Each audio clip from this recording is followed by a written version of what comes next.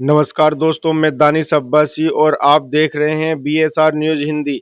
आज जब हमारा देश आज़ादी का जश्न मनाने की तैयारी कर रहा है, तो एक सवाल मेरे दिल को अंदर तक कंचोटता है।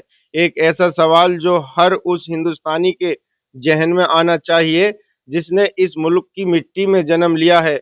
वह सवाल ये है कि आज़ादी की लड़ाई में जिस मुसलमान ने अपना सब कुछ कुर्बान कर दिया, जो सीने पर गोलियां खाकर हंसता रहा, फांसी के फंदों को चूमता रहा, आज उसी मुसलमान को शक की नज़र से क्यों देखा जाता है?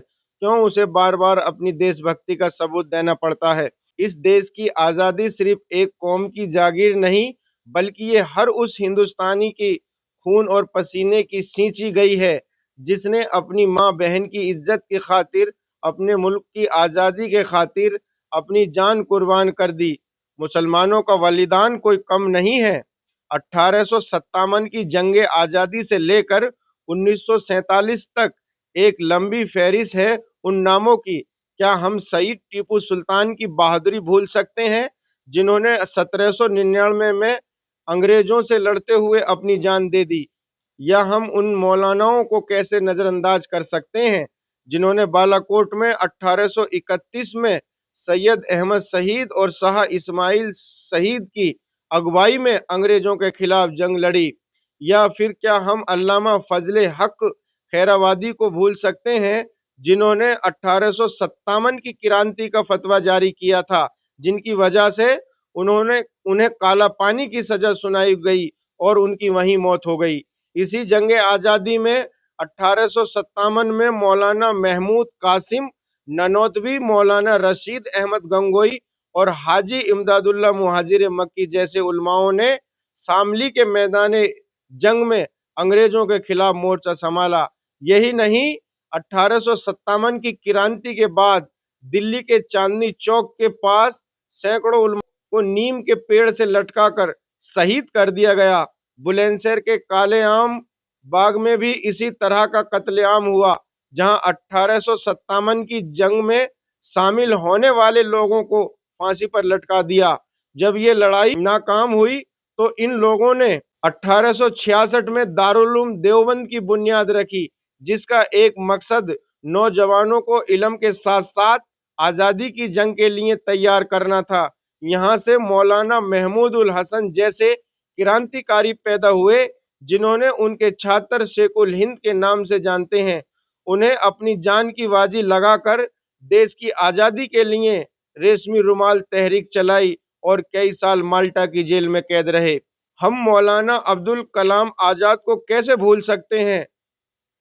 आज़ाद हिंदुस्तान के पहले शिक्षा मंत्री बने। उन्होंने देश की आज़ादी के लिए अनगिनत कुर्बानियां दी, अंग्रेजों की जेलों में कई साल गुजारे। हम अशफाकुल्ला खान, जन्म 22 अक्टूबर 1900 को कैसे भूल सकते हैं, जिन्होंने काकोरी कांड में शामिल होकर अंग्रेजों के नाक में दम कर दिया और 19 दिसंबर 1927 को फांसी के फंदे पर चढ़ गए। फांसी पर चढ़ने से पहले उन्होंने कहा था कि मेरा कोई मामला नहीं है, मैंने अपने वतन के लिए अपनी जान दी है।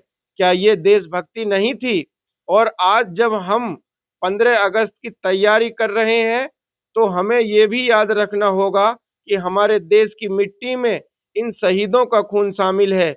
हमें ये भी याद रखना होगा कि हम जिस हवा में आज़ादी की सांस ले रहे हैं, उसमें उन नौजवानों की भी सांसें हैं, जिनकी देशभक्ति पर आज शक किया जाता है। ये जरूर है कि हम सब मिलकर ये सोचें कि क्या हम उन शहीदों के बलिदान का सम्मान कर रहे हैं?